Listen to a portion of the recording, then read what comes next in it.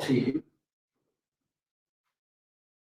Next two classes, we're going to spend talking about supply chain and logistics.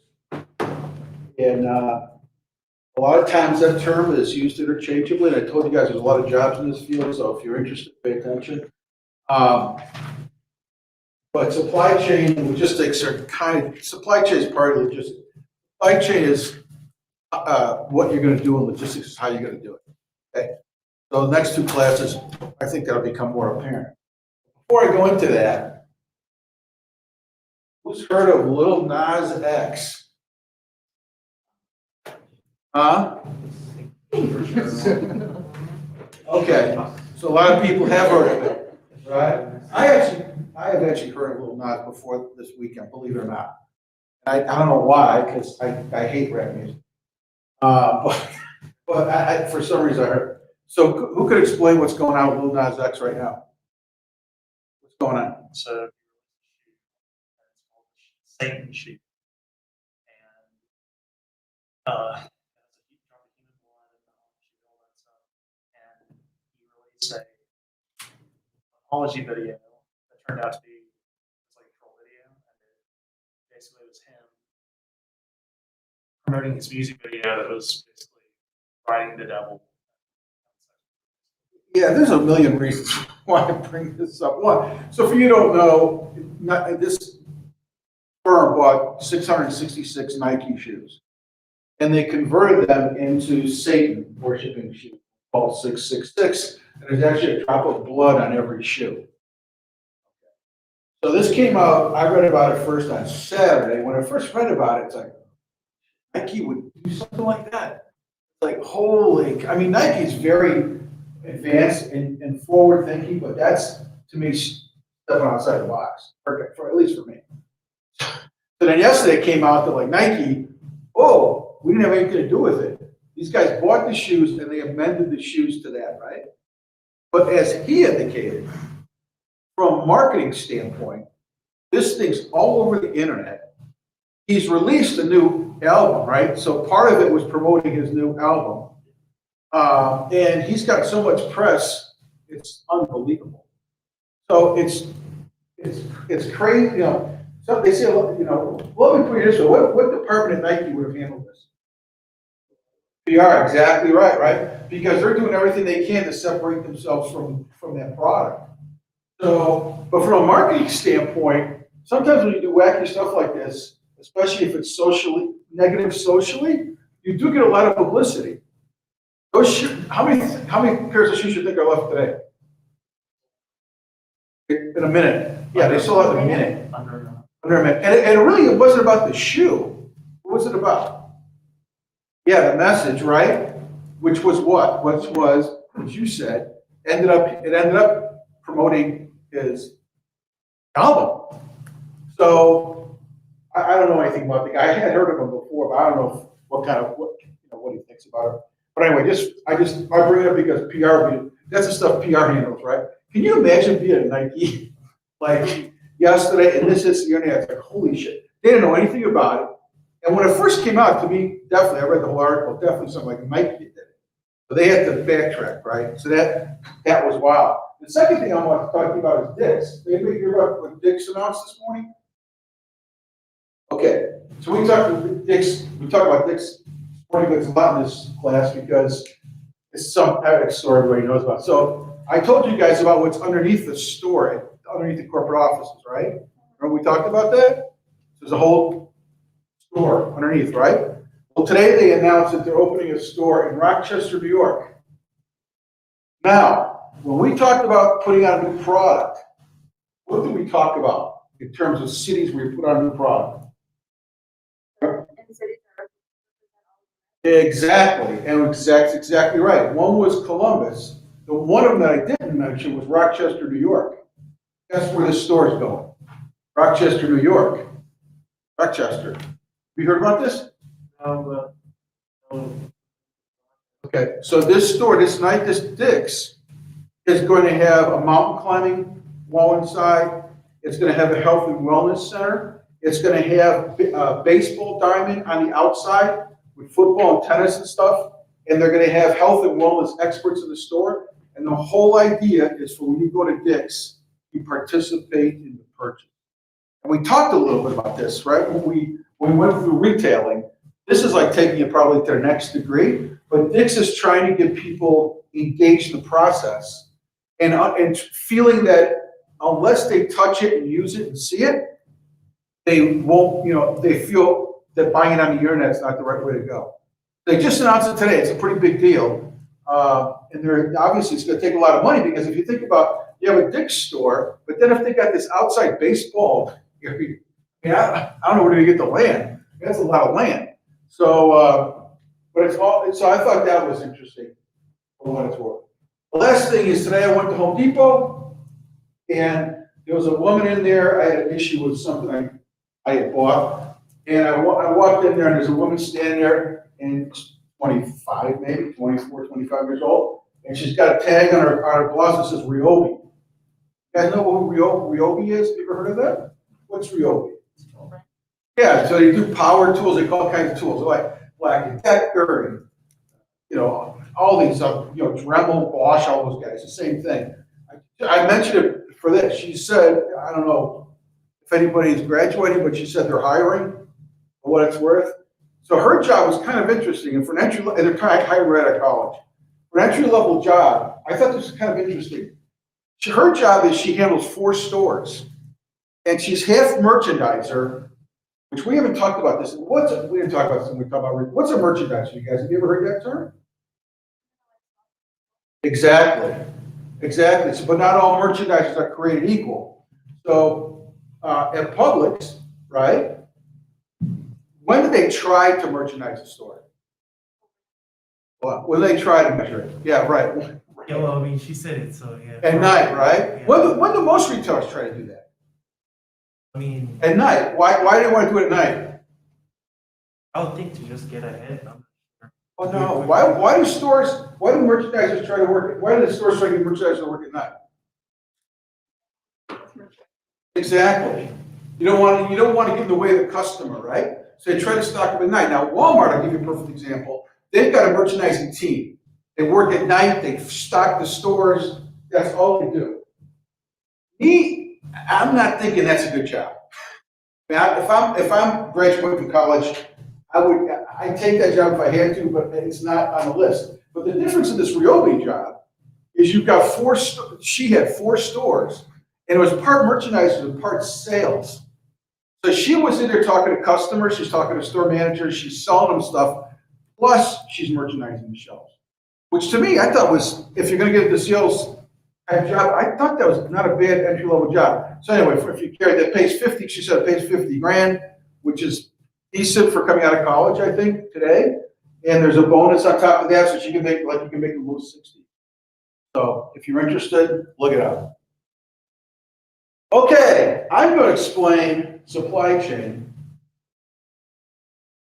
in 5 minutes. You guys can leave after the 5 minutes.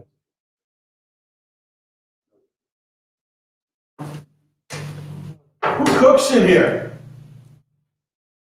You cook? Do you? What's the fanciest, nicest thing you cook? Your favorite meal? I usually pick a guy for this, so that's.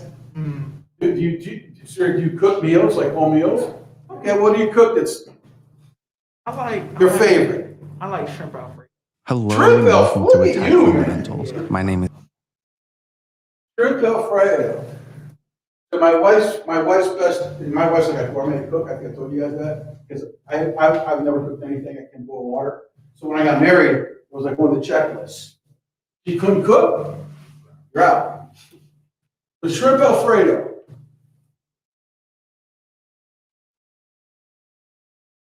Welcome to the There's something attack called based the critical path. You guys may want to remember that. Oh, critical path. So my man, what's your name? Adam. Adam. So Adam, who do you cook shrimp Alfredo for? Your family? You got a girlfriend? You do it yourself? For yourself or what? Me and my girl. You and your girlfriend. So you got 2 people, and he knows that getting through a girl's heart is just cooking for a girl, right? That's like awesome. Okay, so it's Saturday night, you're gonna make shrimp Alfredo, right? So what are you doing, Adam? What's the first thing you do? What's the first thing you gotta do? Get the ingredients. Get the ingredients. So what are you buying? I get chicken. You put chicken in here? Yeah, I do chicken with it too. Okay, chicken, So I get What else? chicken, the shrimp, shrimp, Alfredo sauce, Alfredo sauce, whichever form of pasta I want. pasta. Okay, that's cool. And just Adam, for the hell of it, you're gonna make a salad. Okay. Okay? And that's probably it, right? And you're gonna drink wine. You got that? Okay. Okay, so Adam, it's Saturday morning. What do you do when? So what do you do first?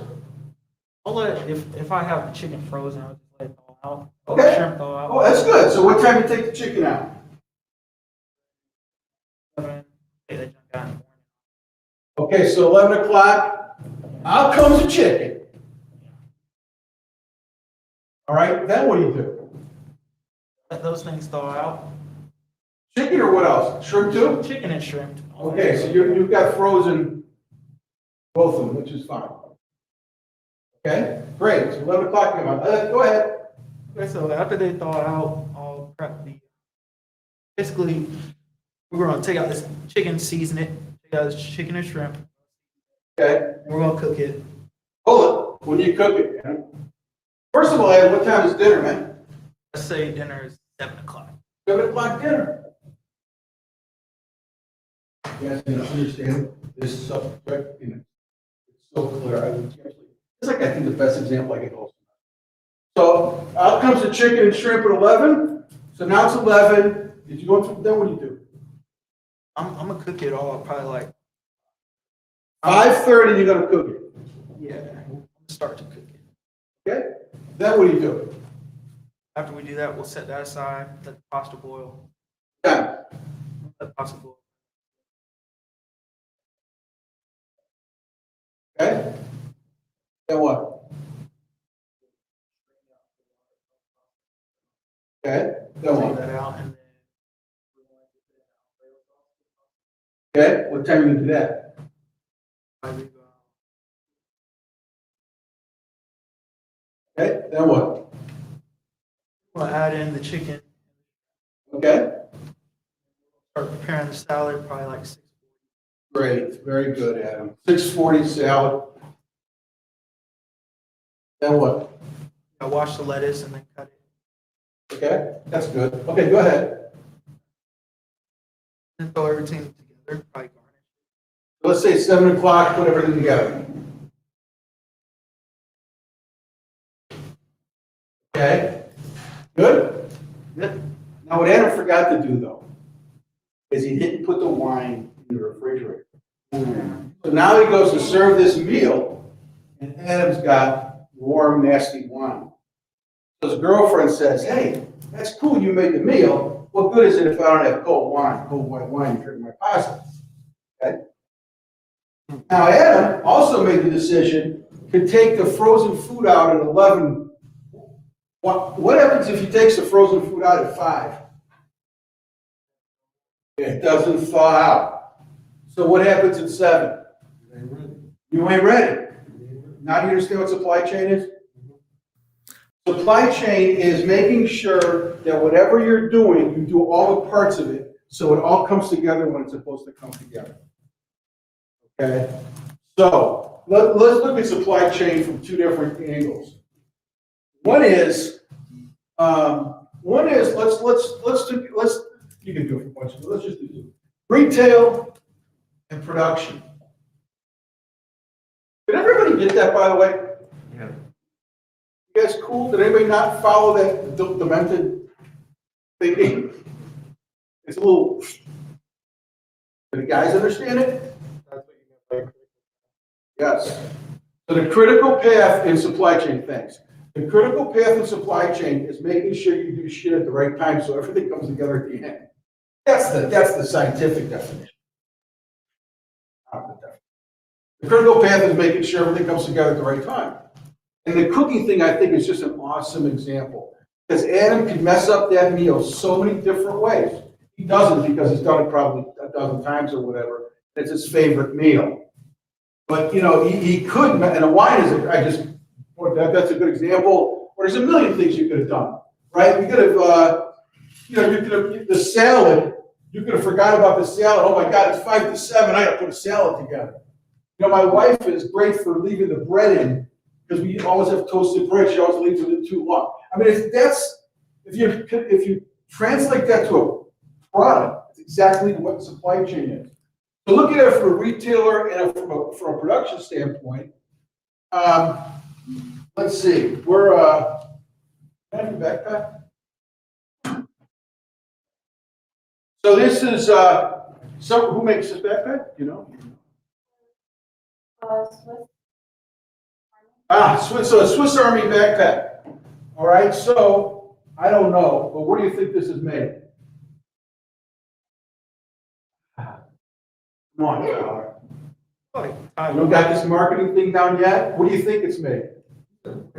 Where? Taiwan. Yeah. Just because it's called Swiss whatever, that don't mean anything. I guarantee you it ain't made in Switzerland. It's got the highest labor rates in the world. That's for sure. They put the name on there to connote quality and because Switzerland is a cool country close by. Okay, so you're in, where are we at, China? Did we say China buying this, building this thing? Okay, so what the Chinese, whoever's building this, what do they have to make sure? They got a Swiss, whoever makes this for them, is ordering 5,000 of these things, and they need it by May 1st. So, boop, boop, boop. Swiss Army, we'll talk about this later on, but the Swiss Army guys, they call whoever made this bag, it's not them, and said, I need 5,000 in May. So what do those dudes got to do in China? Gotta get all this together By when? or May 1st. Well, no. By when? You're close. They got to get together, they got to get all the parts together, make sure they can build 5,000 and have them out the door by May 1st. Right? So they have to work backwards. So the first thing they're going to do is going to say, holy shit, if I'm making 5,000 of these, it's going to take me 2 weeks. Right? So what they really got to do is work backwards. The production guys. Actually, some of the retail, talk about retail. The production guys got to say, okay, by April 15th, I have to have all my products in. And just like Adam cooking his meal, they're looking at this and they're saying, how long does it take to get the zippers? How long does it take to get the fabric? How long does it take to get, they've got like, good, you know, they got a bunch of crap on here. You don't know what it is. Right? So how long does it take to get all that stuff? And they've got to order it to make sure it all comes in by April 15th so they can build the bags and get them out. So it may be that they order the fabric a month before. They may order the zippers 2 weeks before. I have no idea. But they've got components that they got to order. So it's just like Adam's meal. Okay, from a production standpoint. From a retail standpoint, it's kind of the same thing, except the retailers, the problem with retailers, they don't, so here the production people they sort of have control over the process. At retail, they really don't have the control of the process. So now we're at Target, and Target is going to order 5,000 of these. All right? So they're ordering 5,000 of those to sell at Target, and they need them there. I'm just making this stuff up now. Okay? So these guys have a warehouse in LA. So they've got to get 5,000 from China to LA by May 1st because Target says, I need 5,000 by May 15th. Right? The problem with that is Target's at the mercy of the production guys. Right? If these guys can't produce 5,000 at a time, then they're in trouble. But what happens with Target? This happens all the time. What happens when Target runs an ad on May 15th on the internet, or on a paper or whatever, says, we got these bags for 29 bucks. And you go to the store, and there ain't no bags. How does the consumer feel?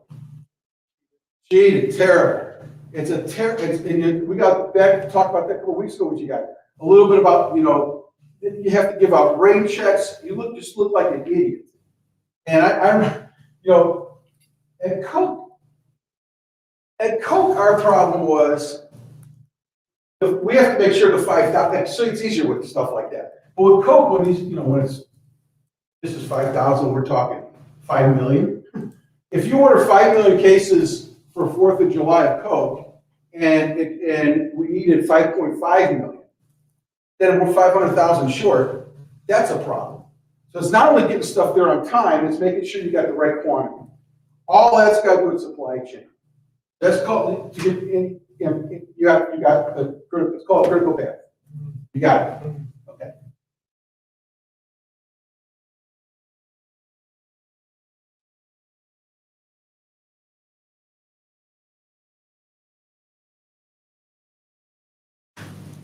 Adam, you need to bring your meal in for the class the last day of school. Just bring in a whole bunch of it, man. Anything with shrimp. Awesome. All right, supply chain. And supply chain management. Supply chain management is people who manage the supply chain. So it's a connected chain of all the business entities, both internal and external company, that perform or support logistics. Like I said, next class we'll talk about. So all this stuff, which people don't realize, and again, this is where all the jobs are. All this stuff is part of supply chain management. There's customer relationship management, so stuff like customer service, you guys all deal with customer service people, they're considered part of the supply chain, right? So that would be a supply chain job. Demand management is making sure that, like at Target, somebody is forecasting. What do you think somebody at Target forecasting? They're forecasting the weather? What are they forecasting? Products. Of what? The products. Exactly right. So what did I say over here? Backpack. Exactly. So somebody at Target is going to say, we're running that backpack on special for the 4th of July. We're going to order 5,000. They better be close to right. So there's a whole group of people, and this is done. It's again incredibly sophisticated. It's got to do with competitors' prices. It's got to do with what they did last year. It's got to do with pricing. They put all this stuff into a computer and they come up hopefully with $5,000. That's called forecasting. All retailers have that job, and all manufacturers definitely have that job. And you've got to get it right. If let's go back to the backpacks. If they think you're going to make 5,000 backpacks and Target only sells 3,000, you're left with 2,000 backpacks in the warehouse. You're screwed, right? So it's a pretty intense. At Coke, that's a super stressful job that doesn't pay a lot, and I think it's a shit job, me personally. Manufacturing flow management is what we talked about before. Supplier relationship, product development, and commercialization, and returns. This returns thing we talked about a couple of weeks ago it's massive, right? It's just now it's a way of life. So returns management is making sure that if somebody returns something, well, what happens? You got to make sure it's working right. You got to put it back on the shelf. You got to price it. You got to show that it's used. Blah blah blah. So returns management is complicated. So all those jobs are considered supply chain. Are all those separate jobs? Yeah. Oh yeah. Yeah, the bigger the company, the bigger the departments are. For instance, forecasting is a completely different skill than like supplier relationship management, right? My job, I have all of the order will Well, that's because you work for a retailer that has decision making at a local level. So most big companies, that's never the case. So somebody in corporate office is doing all this stuff. They'll have 50 people forecasting. Target has 50 people forecasting. So, but you're different because you're making decisions at independent store level. So that was a good question. In your job, they want you to do all this, right? Almost all companies, though, those are separate. Bigger companies. You're a big company, but you make decisions. What happens is almost all big companies make decisions. You guys understand that? Centralized decision-making versus decentralized? You guys know what that is? Got a little blank stares. Huh? Just centralized. Centralized versus decentralized. So let's talk about, she works at QT, and she just said at her QT that she feels she's doing all this stuff at a local level, meaning her store level. Right? So it's QT operating from a decentralized or centralized model? Decentralized, is that right? So what is that? Why is that?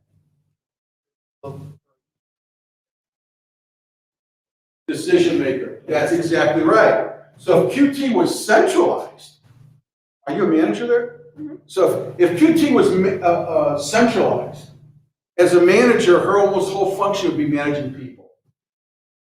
The shelves, what comes in, what comes out, how you handle complaints, all this stuff would be done someplace in some corporate office. That's what big companies do. But at QT, obviously, they're tasking you with doing as much of this as you can centrally and decentrally. To be honest with you, if you can do that, which one do you think is better? Why would decentralized, let's do this. Why would decentralized sometimes be better? Logan, what do you think? It's one person running most of it, so there's no give or take. So he said, when you got one person in a store making decisions, she doesn't have to worry about a lot of people getting involved in what she's trying to get done. That's good. Why else would it be good to be centralized? Like manager of a different location, manage it like a little bit differently, specifically to their location and their like community. Boom. That's exactly right.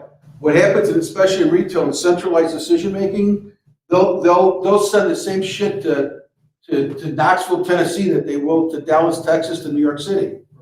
So if you're in New York City, you know what a store in New York City has. All these stores have unique needs. So one of the benefits of decentralized is you can order and take care of stuff based on your consumer base. What's the advantage of centralized? Why would somebody centralize? Consistency. That's one, very good. Consistency, meaning, you know what? I don't want her making those decisions. I'm in corporate, I'm gonna make those decisions because I know what's best for the company. That's one, what else? Kind of just said it, but this corporate control, Corporate control, yeah. they don't want to lose Yeah, control. they don't wanna lose control. What else? If she's buying stuff, what does she not have at an independent level? Yeah, how many stores do you have now? I don't know, it's a lot, we have different. It's like 2,000. Having that. Let's say it's 2,000. Let's say it's a lot. Let's say 2,000.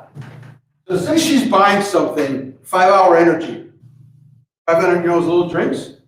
And they let her take care of 5-hour energy at the store. She goes and buys 5-hour energy. How many cases of 5-hour energy is she gonna buy at her store? 10. What are they buying at 2,000 stores? 20,000 cases. Who's gonna get the better price? Corporate. Because corporate's buying a lot, they're buying critical mass, plus they're gonna leverage the shit out of 5-hour energy. She has no leverage over 5-hour energy. If they come out and say this thing's $4 a bottle, that's what she's paying. If they go, and I'm just giving this example, I'm not saying this is what the case is, but if they go to corporate, like Walmart, for instance, Walmart makes almost all their, although they don't say this is the case, this is the case. They make almost all their decisions out of Bentonville. And you wanna sell something to Walmart, good luck. Now, I like Walmart. I told you my Costco example. I like Walmart because they're brutal negotiators, brutal. But when they say, I'll take 1,000 of the blue things, they'll take 1,000 of the blue things. You know, their word is their bond. They don't, maybe because they're from Arkansas, I don't know. But they're brutal negotiators. But when they say something, it's gonna happen. A lot of retailers, a lot of business associates in general, sometimes that doesn't happen. So anyway, you guys got the difference between decentralized and centralized? Yes. So why don't, so you said like the benefit, you talked about the benefits of both. Why doesn't the individual store operator manager like write into corporate how many 5 bottles or cases of 5-hour energy they need? And then all of like the locations do that, and then corporate buy it from them, and then the individual locations buy it from corporate versus, because then it seems And then it's like, Christmas. does that happen or is it No. too unrealistic? Unrealistic, too timing. Too many, if they're relying on 2,000, first of all, it's obviously all electronic, but you're counting on 2,000 people giving you data that you're then gonna aggregate, then send it to 5-Hour Energy, and they're gonna have to figure out how to deliver it, just too cumbersome. Even with like all like technology tools? Not even blockchain, because you're still, the one thing about her job is, the biggest thing about her job is QT is saying that I can put a manager in a store that's not gonna mess up. I'm gonna put a manager in a store who's capable of doing this job. If QT could not find managers to run their stores that they thought were capable, they would have to go centralized, because there'd be way too many mistakes. But obviously QT, if what she said, if what she's saying is that they value their managers and they feel their managers can do a good job. We actually have our warehouse where they'll Gatorade and like Gatorades, have our energy, they'll ship them to the warehouse and we'll get it from our warehouses. We're gonna talk about that. We're gonna talk about that next class. Are you guys got centralized and decentralized? Okay. There's a lot of stuff. Okay.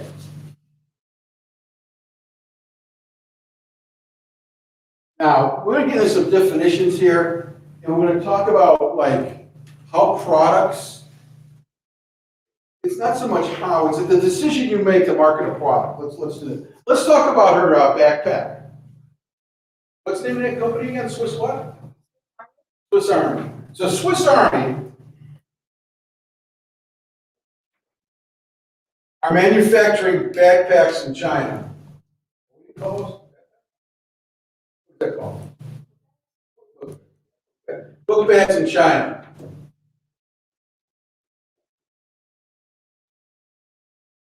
They want to sell to a 10-store sporting goods chain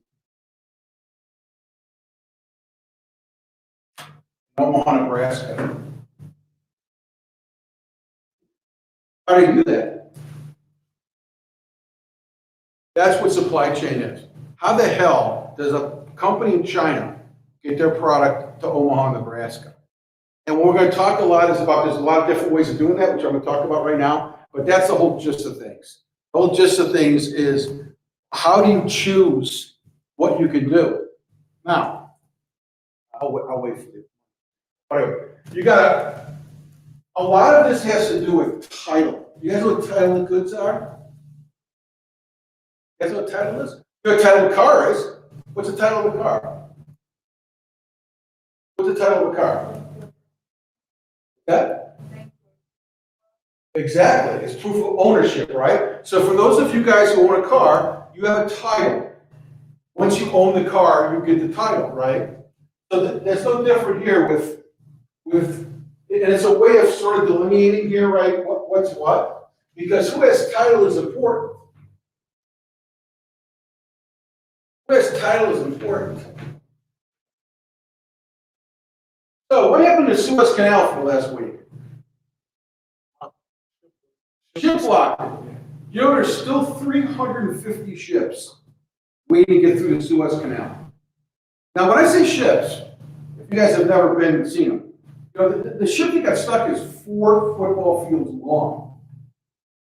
I don't know if you have, I never, when I was in college, I've never seen them. But if you ever get a chance to see them, you can't describe how big they are. That boat was 4 football fields long. Okay. So when I say there's 320 boats waiting to get in, they're that size. They're not like, yachts. Well, what difference does that make? Well, let me think about this. So on that ship, there's products. And I tell you what, there's your knapsack. So you got Swiss Army knapsacks, or whatever, book bags, on that ship. Huh?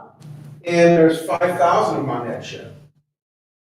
And they're going through the Suez Canal on their way to Savannah, Georgia. A lot of incoming. Okay, great. Target tells Swiss Army that if they don't get their book bags by May 1st, if I don't get my book bags by May 1st, 20%, fine, or whatever you want to call it. Penalty, 20% penalty. Got it? Ship gets stuck. Hurricane. Coronavirus. Right? Who's liable for getting that stuff at a certain time? Let's say the ship, let me more exaggerate example. The ship goes down. The ship sinks with the 5,000 bags on it. Who's liable for the bags? It depends On what? how it was sold, Depends on who's got what, ownership. which is title. So it depends on who's got title. This is an interesting little tidbit. If a ship goes down, once you put anything on a ship, the ship, which I never knew this, the ship's not liable. It's an industry thing. So if the ship goes down, those products basically are screwed. Well, wait a minute, I'm confused here, because is Target liable for it, or is Swiss Army liable for those 5,000 bags? The answer is you don't know. You don't know. Say Target paid Swiss Army, they paid for the 5,000 bags in April, right? And once the bags were made, they claimed title to them in China, right? So once those 5,000 bags are in China, you know Swiss Army's not there. They've paid for them, they bought them, and we're going to talk about shipping terms when we get the pricing. But say they pay for shipping, they paid for shipping to the United States. That ship goes down. Is Swiss Army liable for them? No, they did what they're supposed to do. They had 5,000 bags in China that Target picked up. Target did the shipping. The ship goes down. Swiss Army's not liable because at that point when they made the bags, Target took title, right? Which is, by the way, hardly ever happens. What really almost always happens is title transfers once you get the product, especially with big retailers. You think big retailers are going to do like that? You're crazy. Big retailers aren't going to take the risk. Big retailers put all the risk on the manufacturer or the seller. So in this case, say Target bought the 5,000 bags. And the 5,000 bags cost $1 million, right? What did we say, you guys, a couple classes ago? We were talking more about this. We did the pricing. What are terms again? How was it terms? What does that mean? Well, yeah, what is terms though? That's right. That's the example. So terms is when you're going to pay, right? So she said net 30. And we talked about, well, you guys talked about 2%, net 10. We'll go into all that. But just let's say it's net 30. Right? So Target gave Swiss Army, when are they giving them $1 million? Almost every time. They're giving it to them 30 days after it gets to their stores. So in that case, the ship goes down, Target's not liable for anything. They haven't even paid for it yet. Once you pay for it, then you take title. And the reason I'm making such a big deal out of this is because that's the difference with a lot of these things here. Merchant wholesaler takes title. The wholesaler takes title. So let's go back to Swiss Army. Swiss Army, instead of selling directly to Target, Swiss Army sells to a wholesaler in China.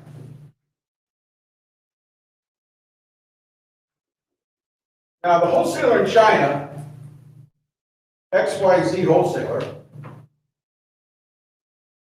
he buys, or the Swiss Army sells them, let's say they sell them 15,000 bags.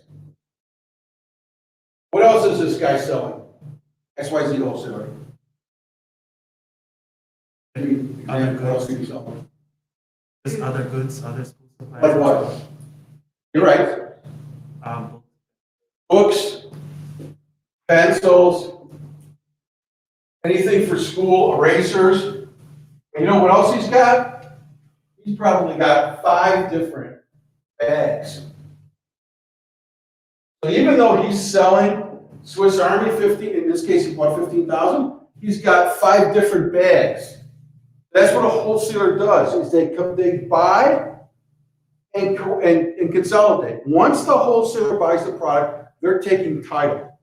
And then we'll talk about this in a minute, but then the wholesaler has got to sell to different people before it gets to target. There's all kinds of intermediary steps, right? So this merchant wholesaler is somebody, they're gigantic companies that buy all kinds of goods from multiple manufacturers. And then they sell to somebody else, which we'll talk about in a minute. A lot of that is because, let's not talk about Target, let's talk about what's a rinky-dink mass merchandiser? Small one. Let's say Dillard's. Even though they're big, but let's say they were small. Well, Target's was, so these guys bought 15,000 bags for Swiss Army. They sold 5,000 to Dillard's, right?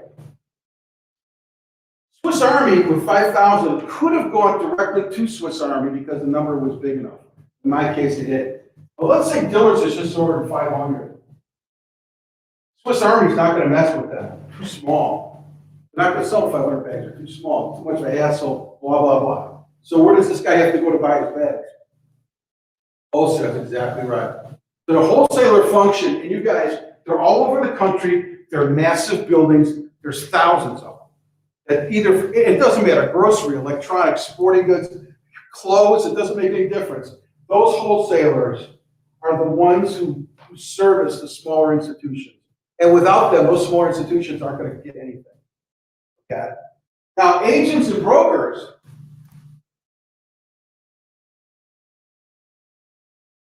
what the hell are they? So what does an agent and broker do? So you got Swiss Army in China. So there's another example. And they're selling to Dillard's. They're selling to Target. Now, there's a couple things they can do. They can sell direct, right? Or they can use an agent or a broker. What does that mean? There's sales agents. I'll give you an example of what I'm doing in my company. And there's sales agents and brokers who have relationships with Target that will sell the Swiss Army stuff. Okay, and those agents and brokers may sell 4 different book bags, right? But when they're working with Target, they're talking about these 4 book bags, and for whatever reason, Target wants 5,000. They actually buy it from Swiss Army, but these dudes are the ones who actually sell it. They take title. No. The difference between a sales agent, a broker, and a wholesaler is these guys do not take title. I'll give you a real example. I got my water purification company, right? I got my water purification company. And you guys know, we talk about, do you know who Granger is? Does everybody know who Granger is? They advertise a lot. Do you know who they are? Okay. No? Okay, so Granger has 1.1 million products that they sell. And it's all industrial stuff. There's no consumer products. So all this shit in here, Granger sells. Everything in here they sell. So one of the things they sell is my products. So I rarely sell something. So say a hospital's buying my stuff. I rarely sell it directly, meaning it's rare that a hospital calls up my company, we sell them directly. Almost all our sales are through Granger or other sales agents. So what happens is a Granger employee, this is for instance happened this week, a Granger employee in Little Rock, Arkansas has a relationship with Baptist Hospital. And they start talking about water purification systems. Whoop! The Granger guy calls us and says, hey, I need you to help me sell this Baptist Hospital. If it wasn't for Granger, who wouldn't even know? I don't even know who Baptist Hospital is, right? So there are sales arms. So these agents and brokers are the sales arms for a manufacturer. And then what does Granger get? Commission, exactly right. So they get a percentage of the sale. So when I set up my company with my brother, now you got to remember, I'm used to big companies, right? I'm used to managing a zillion people. So my experience was, we're setting up First Water, and we're going to start First Water, and we're going to hire 20 salespeople, and we're going to do marketing and blah, blah. In total, we need 30 people to start. We need an office. What does that all take? Exactly. So maybe we have to raise $2 million or whatever. Say we have to raise $2 million. And we go out there and we sell. We have 20 salespeople around the road, and they're the ones who sell Baptist Hospital, right? So at that point, they're the ones who've got the relationship with the customer, the company employees. My brother says, screw that. And I've never been involved with what First Water, he's the one who did it. He says, the hell with that. We're going to get these sales agents to sell our stuff. So we got Granger. Yeah, we don't, just don't. There's like 6 sales agents who sell our stuff. So what's a negative to that? I gotta pay them. So the negative is commission. And the other negative is the Granger salespeople in Little Rock, Arkansas that sold the Baptist Hospital my products. They have 1.1 million products to sell. You know, they've got a lot of things to worry about. Why the hell should they care about First Water? So one thing is you got to pay them. The other one is it's called share of mind. Meaning share of mind means how does First Water? And let me know if I'm going too fast here again. Slow me down, right? First Water, what we try to do, the negative is we need to get a share of mind, which means so Granger's got 2,000 salespeople. How do we get them to give a shit about First Water when they got 1.1 million products? So that's a huge negative of going through sales agents, right? That's a huge negative. What's the positive? Huh? Make sales. And what did I not have to do? What did I not have to do? What did I have to do if I wanted to start a company? Like I said, what did I need? Office space. $2 million. What do I do if I go through sales agent? How much do I need? $20? So we started this company with no money. I don't know. So at our height, we did $6.7 million when I sold the company, 4 employees. Now, my brother was 100% right.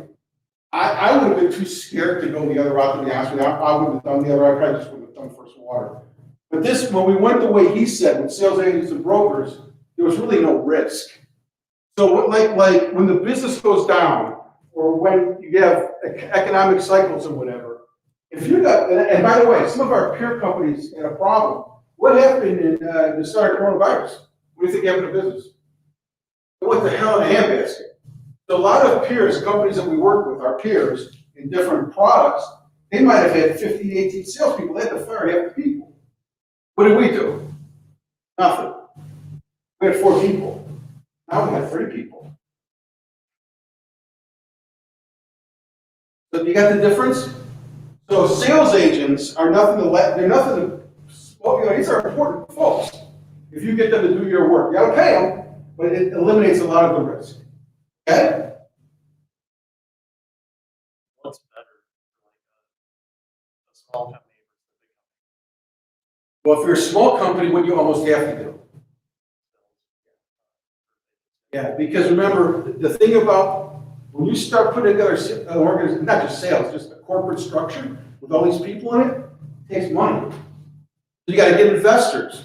So somebody would have to give me $2 million. I might have to give up half the company or whatever. That $2 million to set up the company, I don't want half of it anymore. So this sales agent thing is almost a way of eliminating risk, but there's a lot of negatives. A lot of negatives. If I couldn't have got Granger, we lucked out. I mean, of course, we lost. In business, that's what it counts, is you gotta be lucky. We lucked out with Granger. It was a timing thing, the people we met, blah, blah, blah. And I made some personal, and my brother made some personal relationships. Now all of a sudden they're selling our stuff. If that wouldn't have happened, that number says 6.7 million would have been probably 600,000. So there's positives and negatives to both. But if you're a small company, you pretty much gotta go that way. Any questions, you guys? I'm blowing through this. You guys all right?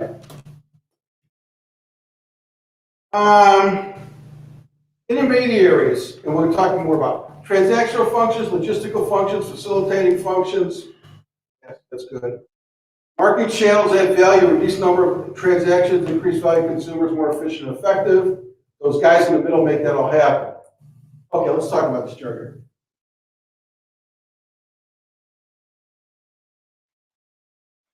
And I'm gonna stay with Swiss Army, since you were nice enough to do it.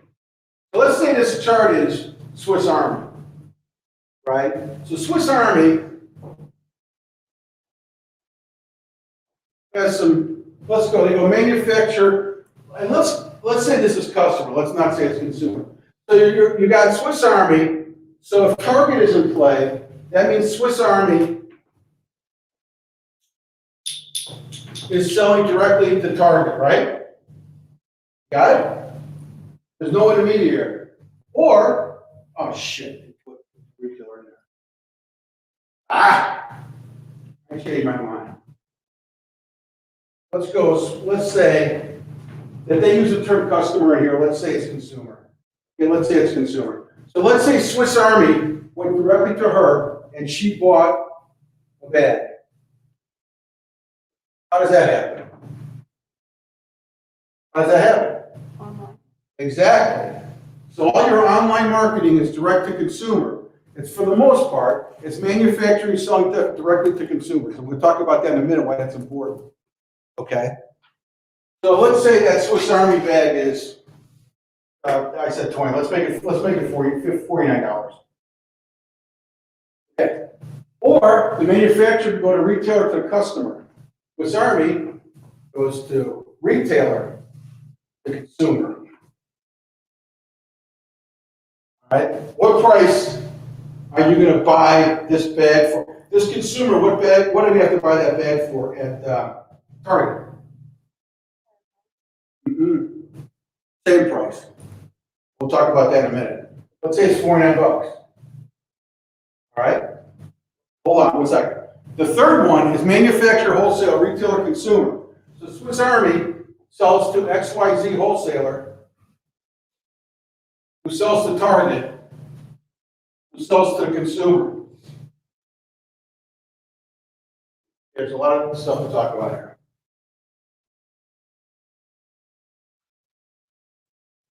Let's say, talk about the bag.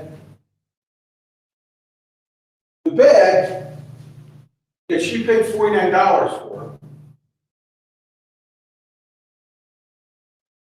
is made in China by Joe's manufacturer. And they're making the bag and putting the Swiss Army logo on it.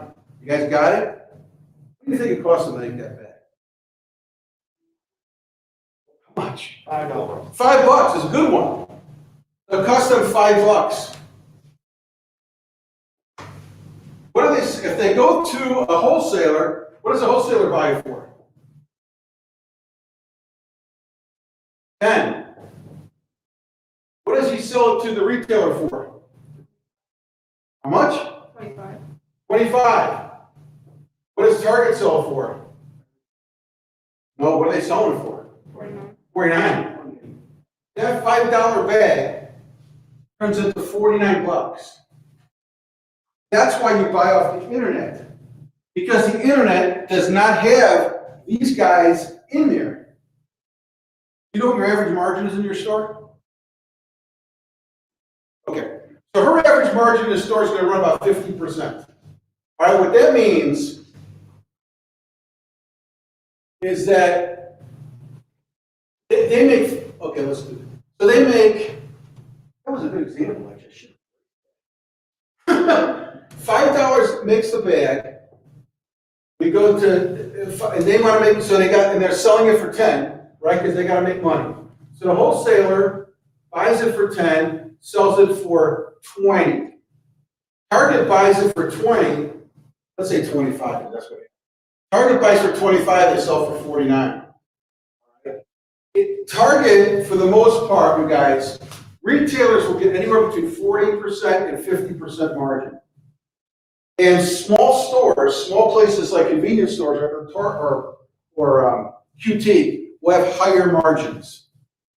So the big, that's why Costco, Walmart, all those people, they have smaller margins. But when they get this product, that they're putting it up 50%. Same thing with the wholesaler. He may buy it for 10, but sell it for 25. because he's making 50, he needs to make 15 bucks. If you cut this guy out and you cut this guy out, and this doesn't happen, of course, but let's say the Swiss Army people could have sold directly to Target, what would they have sold it for? What are they selling it for? 10. So you're on the internet, you're buying it for 49.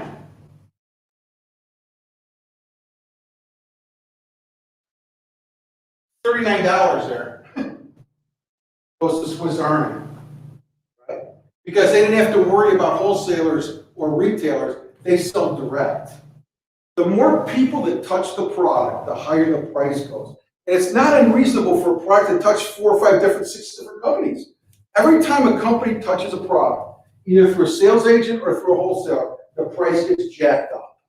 And that's why people think, well, and this is probably pretty close to true. That bag probably costs $5 to make without profit. Well, how the hell does it get to 50? That's goofy, 10 times. Well, the reason is not because somebody's getting screwed. It's because so many people are touching the bag that they need to make money. Anybody who does anything with the bag, they need to make money. So the more people that touch the bag, the more money you make. So that's why so many manufacturers, I'll make one last comment, so many manufacturers are going direct because they can take out the retailer, take out the wholesaler, and all that profit's theirs. Right? All that profit's theirs. Okay, now, one thing. I think we might have talked about this a couple weeks ago. Your Target, you're selling that bag for 49 bucks. Right? So $49 retail at Target. You go on the internet and you look up that same bag, and Swiss Army is selling it, right? What do you think the price is on the internet? What better it be? 49. 49. Why?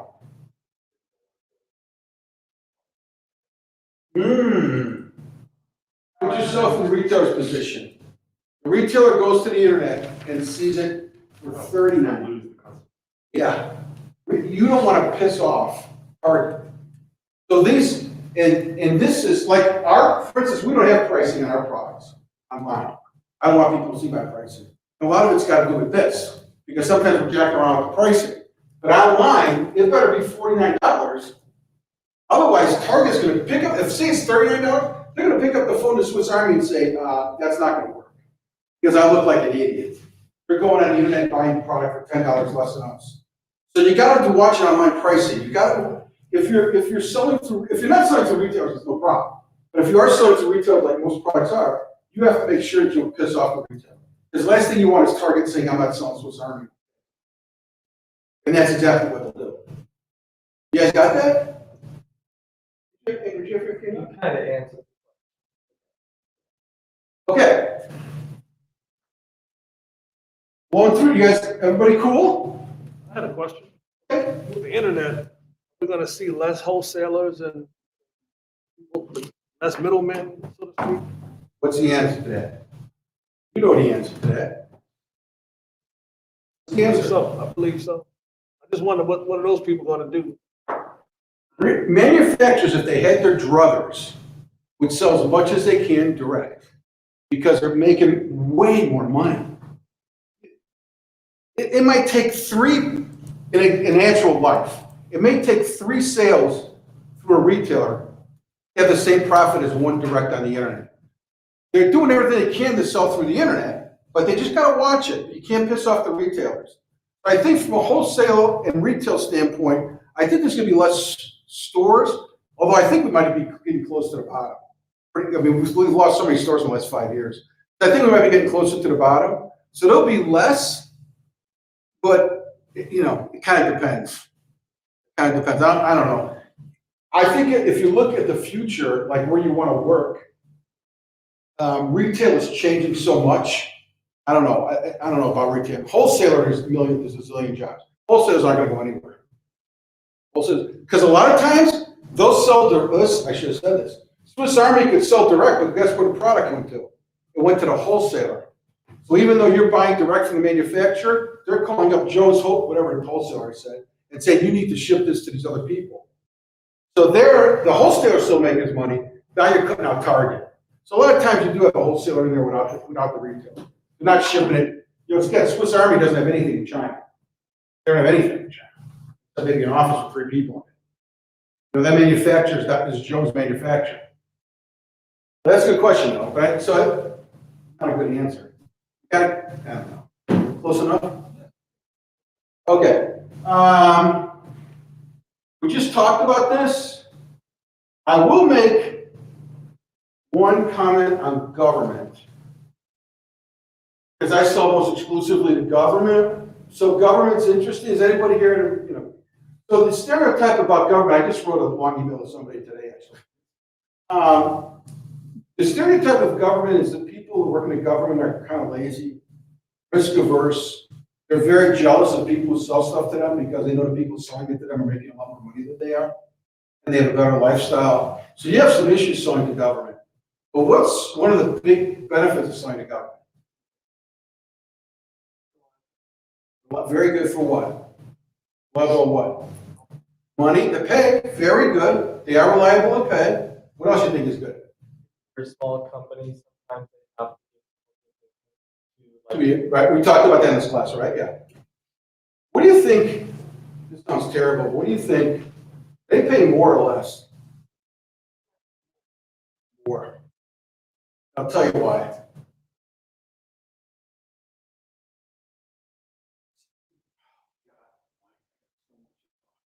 What is it? 802? So on a government, there's something called a bid. So the government will say, let's use water purification systems. The government will say, I'm exaggerating here, but I need 10 systems. They don't say when. They don't say how big. They don't say how to ship it.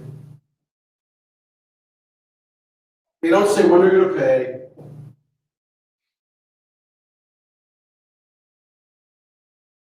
This happens a lot.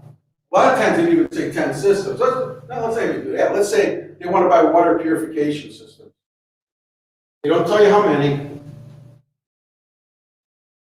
So if I'm working with the government, what do I have to do when I price it?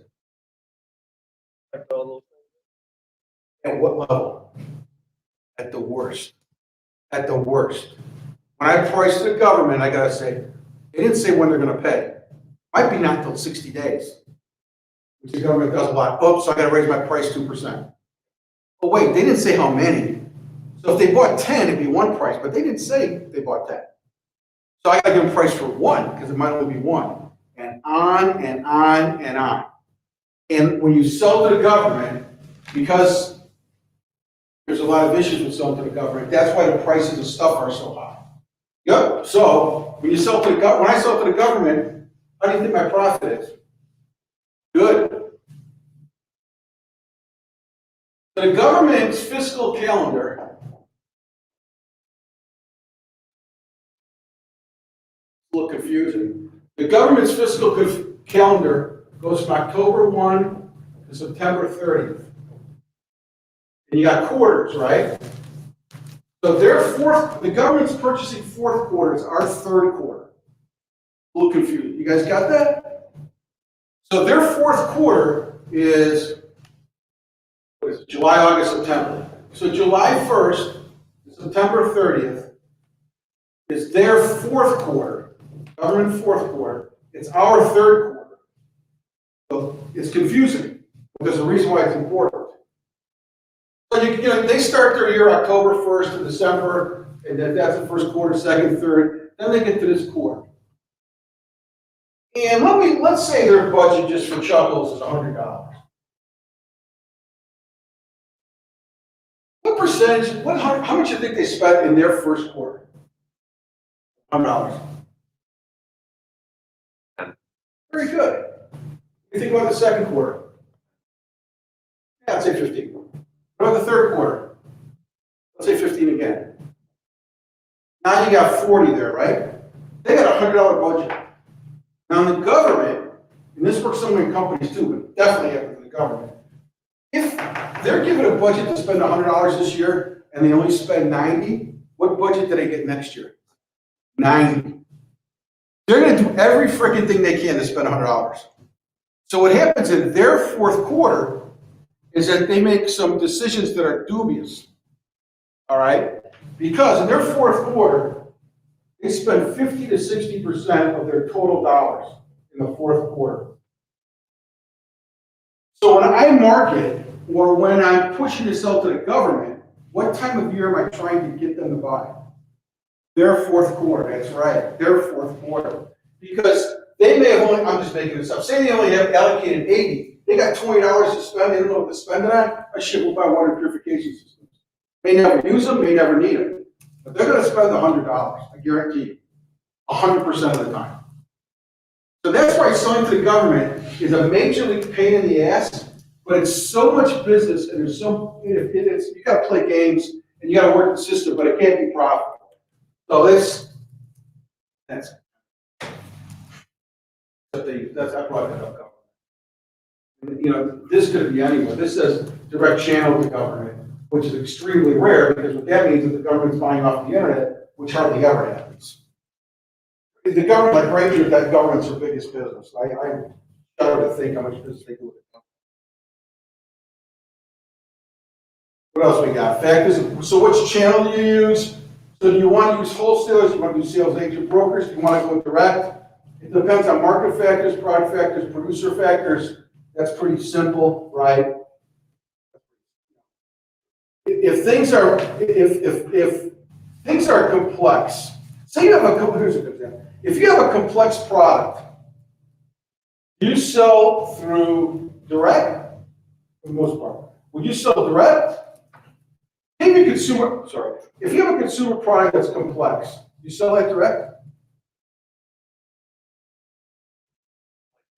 We get, well, like, I don't know. No, that's not complex product. So something that's hard to use, or this is, my point's getting less relevant because of YouTube and videos on how to do stuff. But normally, if it's something complex, you need to have somebody show you how to use it. And if you need to have somebody show you how to use it, you have to go through a retailer. You know, that's kind of old school thinking. I mean, with YouTube, it's getting more, but if you've got a complex product, for instance, if my water systems are pretty complex. You think somebody just sends us an email saying, I'll take 10 of these? No, we have to explain to them, or as Granger, somebody's got to explain, you know, we have full PowerPoints, we do the whole 9 yards in terms of explaining our products because they're pretty complex. So, you know, price, all this stuff determines, you know, which way you sell your product. And when we get to logistics, we're going to talk about how you get it there. Choices you got how to get stuff there. So managing marketing, supply chains, and relationships. Okay, I think I might have said this before too. You see this right here? Trust. Talk about this in one class, right? How important is trust, you think, in this stuff? Okay, let's go to Target again. Let's say Target's dealing direct with Swiss Army. They can buy 5,000 Swiss Army bags for $25 and sell them for 49 bucks or 50, whatever. The Swiss Army, Target's paying 25 bucks for Swiss Army. Then they look over to Nike. Nike's got the almost the exact same bag, blah, blah, blah. You know, same thing. They could buy it from Nike for 20 bucks. They have to have 5,000 there May 1st. The person at Target who's buying those 5,000 bags, what is he most concerned about? No. Timing. He's got to have those bags there by May 1st. So if he's got a relationship with Swiss Army and he knows that those frickin' bags are going to be there by May 1st, and he doesn't have that great a relationship with Nike, and what he's really worried about is Nike overpromises and says, oh yeah, we'll have that stuff there by May 1st. And they may not, even though they're $5 cheaper, who's he choosing to sell? Swiss Army. This mutual trust is, actually, to be honest with you, in most cases, it's more important than price. Now, you can't be crazy.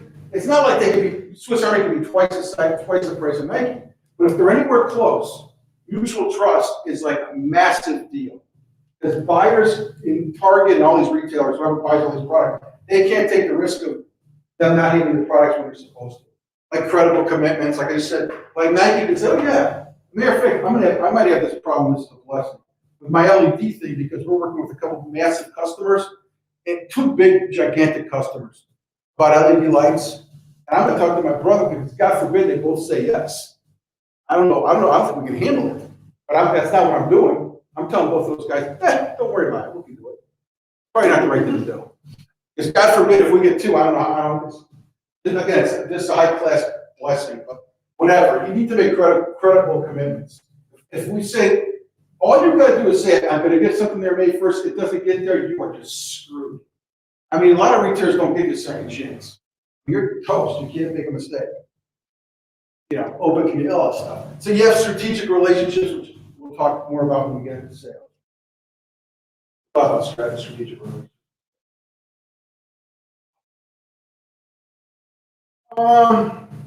Two things here. Vendor managed inventory. Vendor managed inventory is, oh shit, is that 913? Oh, you're killing me. I can't do that. Okay. Maybe we'll talk about that. Have a nice night. If you got any questions, ask them to me in next class. I'm sorry I cut that. See you Wednesday.